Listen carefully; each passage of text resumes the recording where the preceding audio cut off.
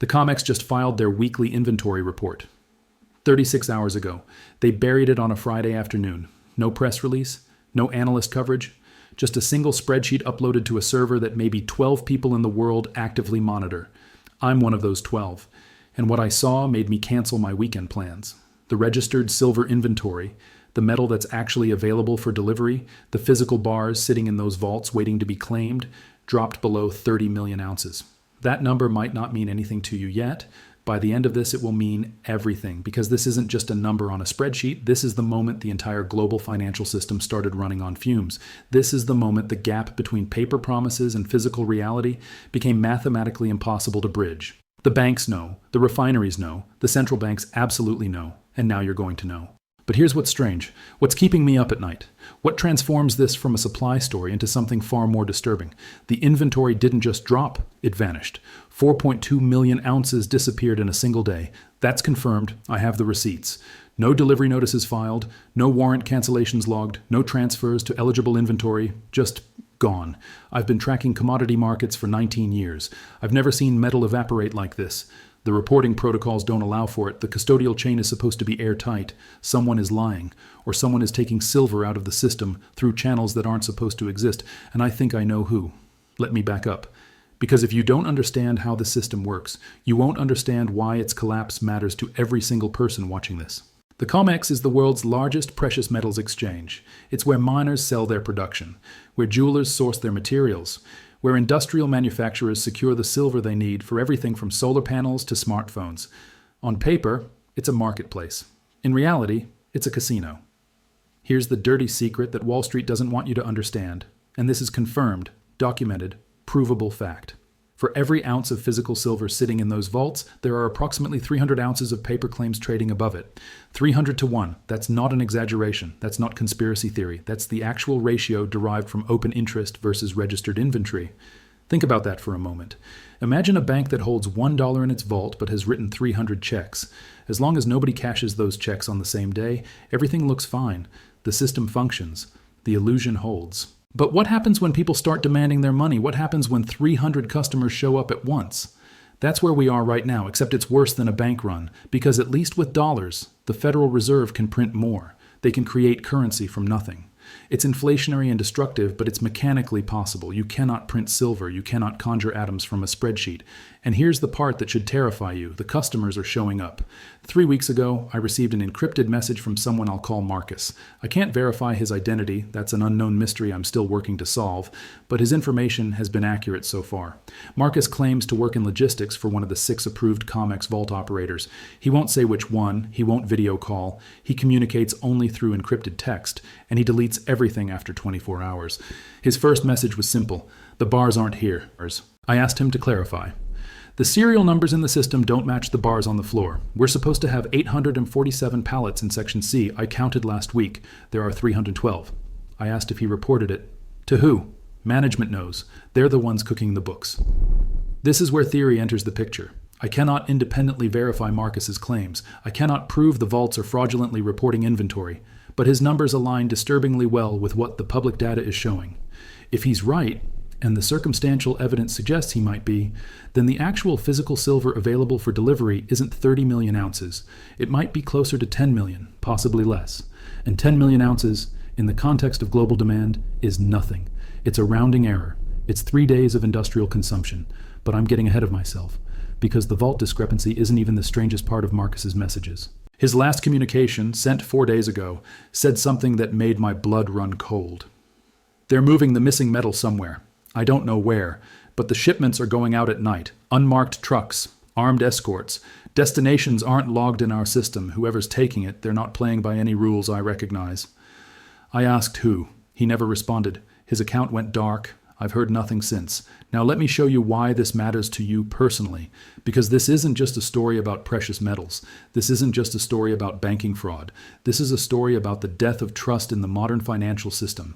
Every transaction you make, every dollar in your bank account, every stock in your portfolio, every claim on future goods and services exists because of trust. Trust that the numbers on the screen represent something real. Trust that when you're promised delivery, you'll receive it. The COMEX silver market is a microcosm of this trust, and the trust is breaking. Here's what's confirmed. Industrial demand for silver is running at approximately 680 million ounces per year. Solar panel manufacturing alone consumes 200 million ounces annually, and that number is growing by 15% each year. Here's what's also confirmed. Global mine supply is approximately 830 million ounces. Sounds like enough, right? Surplus even. Wrong, because that 830 million ounces isn't all available for industry.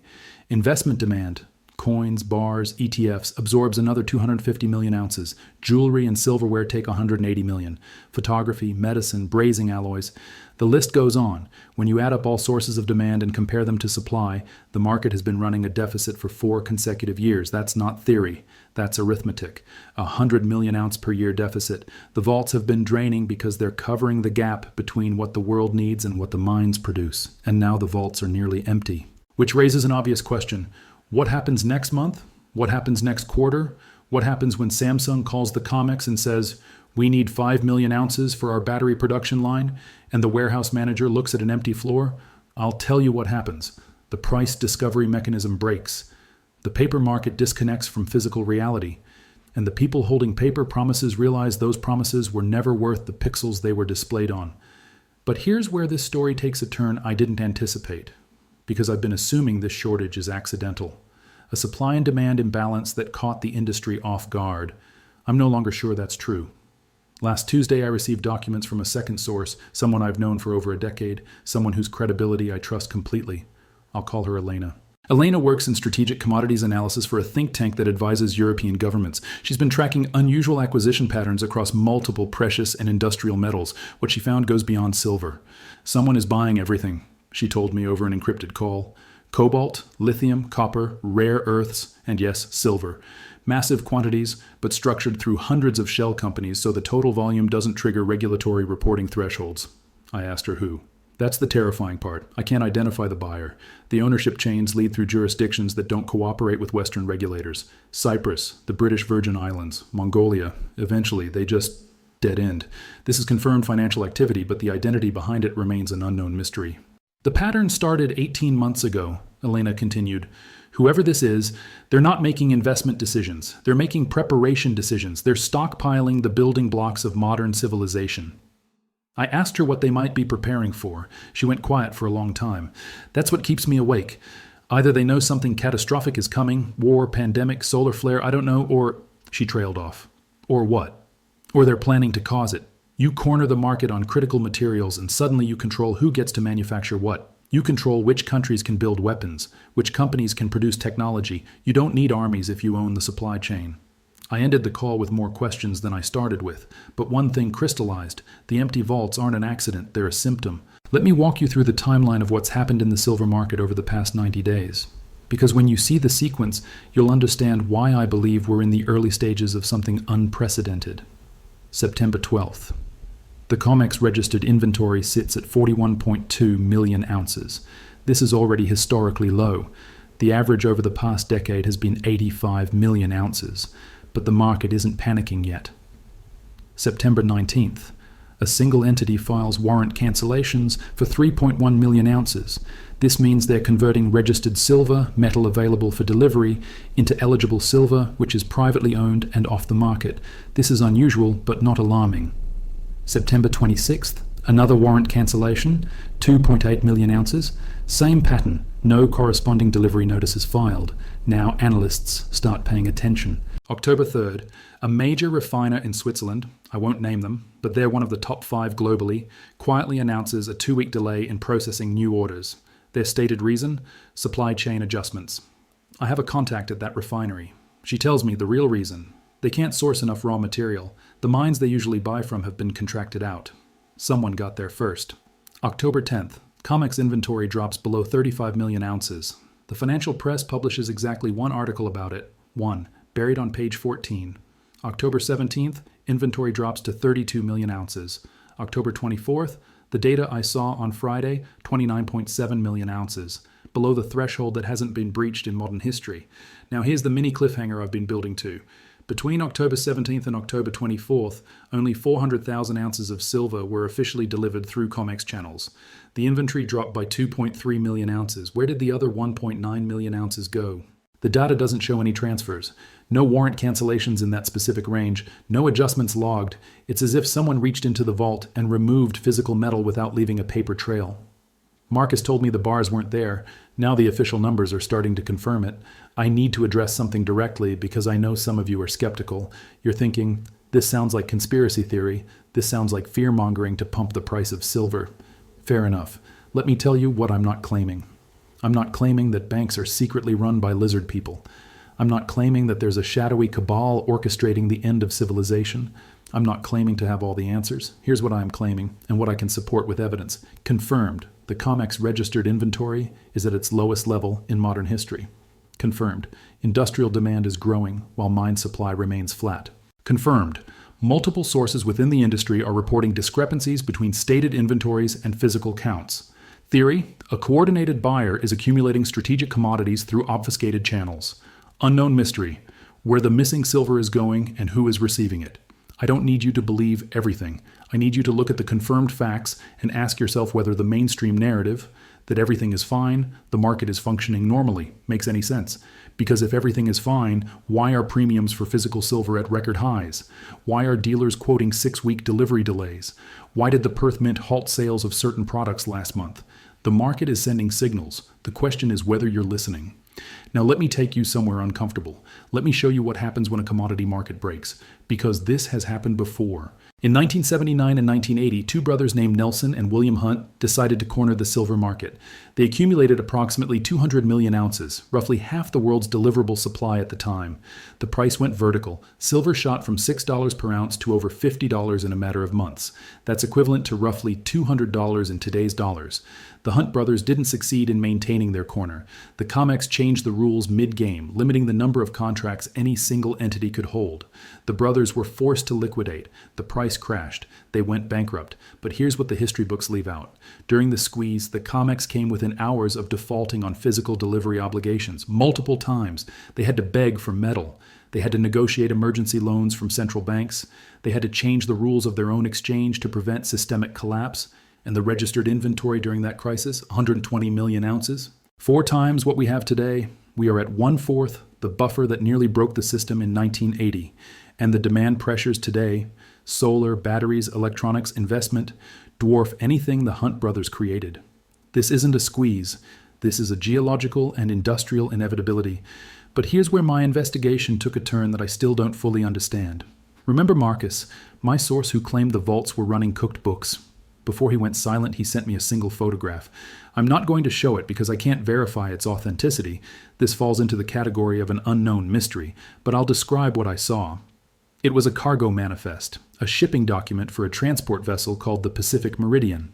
The document listed the cargo as industrial equipment with a destination of Shanghai, but handwritten in the margin, someone had scrawled a notation.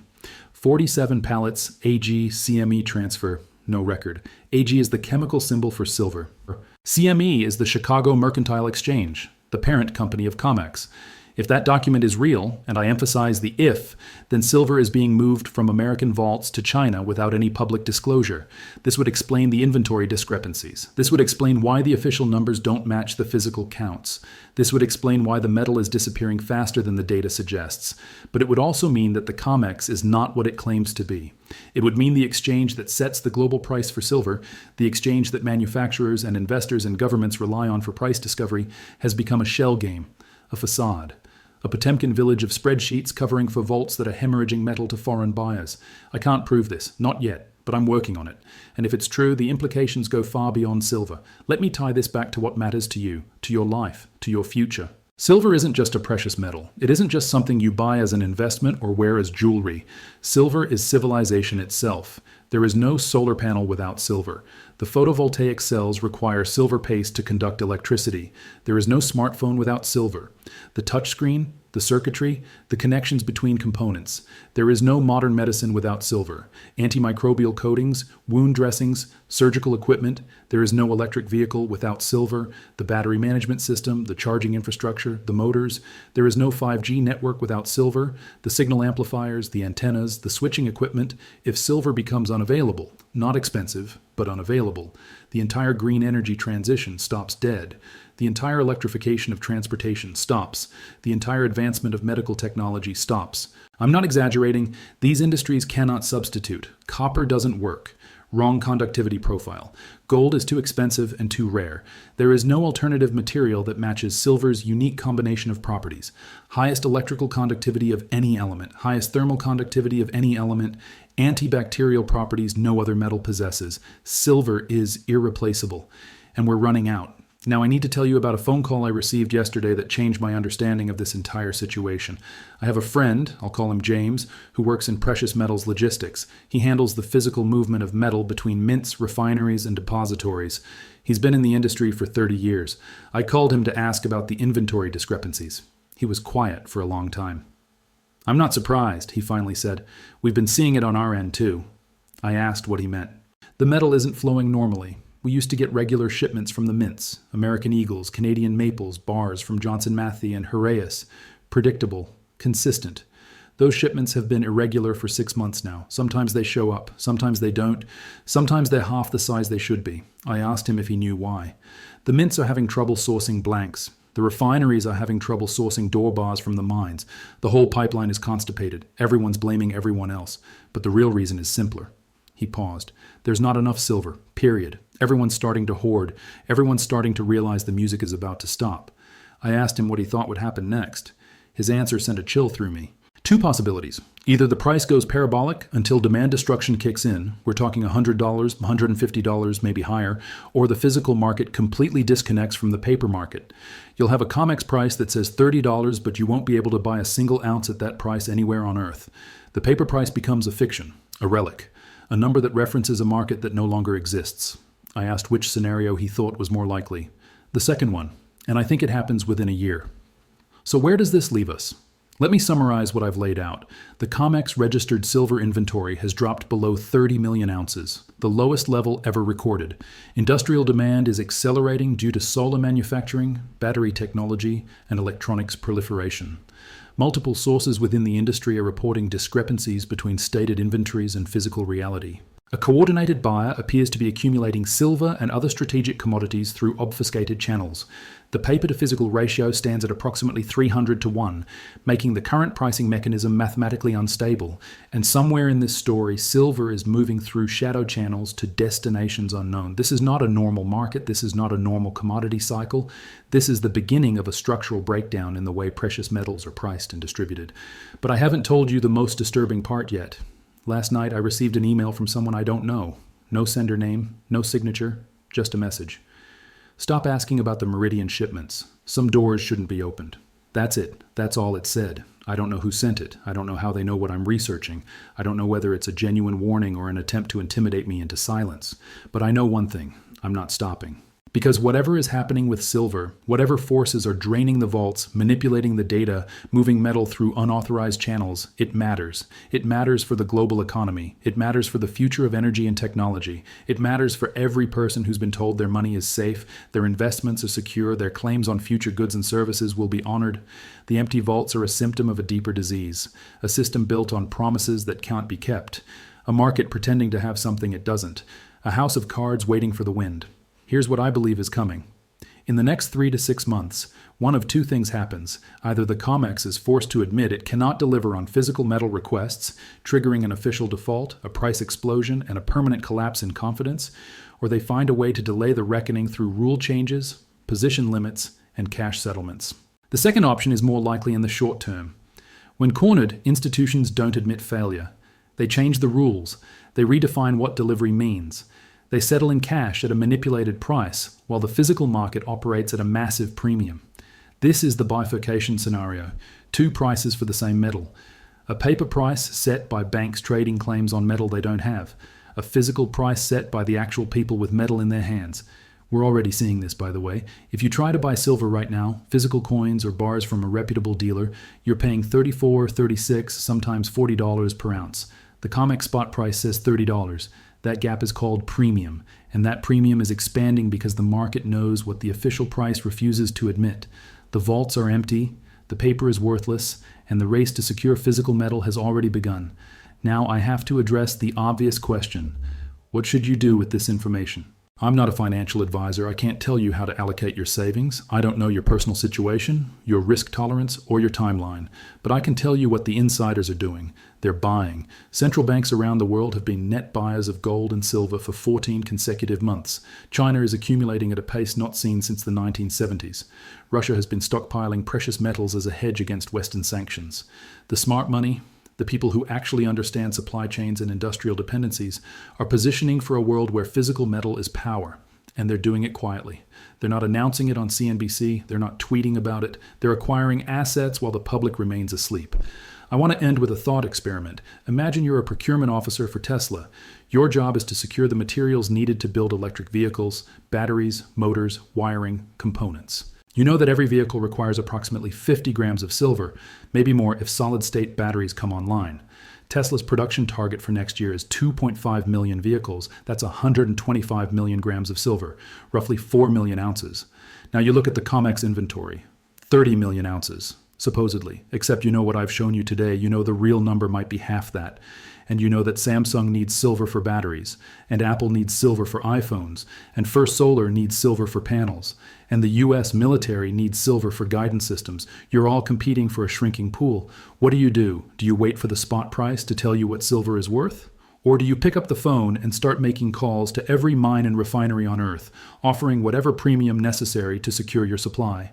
The phone calls are already happening. The contracts are already being signed. The metal is already being spoken for. By the time the price chart reflects this reality, it will be too late for everyone else. The banks smashed the paper price again last week. They want you to believe everything is fine. They want you to believe the inventory levels are normal, the market is stable, the price accurately reflects supply and demand. They are lying, not partially, not through omission. They are perpetrating a fraud so massive that when it finally collapses, it will take down confidence in every paper market on the planet. I don't know exactly when the reckoning comes, but I know it's coming. The vaults are empty, the paper claims are worthless, and somewhere in this tangled web of shell companies and unmarked shipments and threatened whistleblowers, the truth is waiting to be exposed. I'm going to keep digging. I'm going to keep finding sources. I'm going to keep asking questions that powerful people don't want asked, because this story isn't over. It's just beginning. The COMEX inventory sits at 29.7 million ounces, below the critical threshold, below the point of no return, and dropping every day.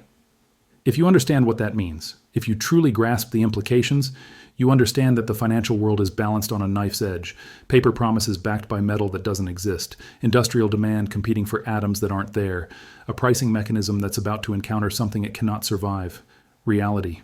I don't know what comes next. Maybe a default, maybe a rule change, maybe a controlled demolition of the paper market followed by a managed revaluation. But I know this. The people who saw this coming and acted, the ones who converted their paper claims into physical reality before the doors closed, will be the ones standing when the dust settles. Everyone else will learn an expensive lesson about the difference between owning something and owning a promise of something. The vaults are empty, the clock is ticking, and the market that runs the world is running on borrowed time. I'll be back with updates as the situation develops. There's more coming, more sources, more documents, more revelations that the mainstream refuses to cover. For now, just understand what you've seen today. The official inventory is below 30 million ounces. The real inventory may be far less. Someone is draining the vaults through channels that don't appear in any public record. And when the last bar leaves the last warehouse, the game changes forever. Stay vigilant, stay prepared, and whatever you do, don't trust the paper.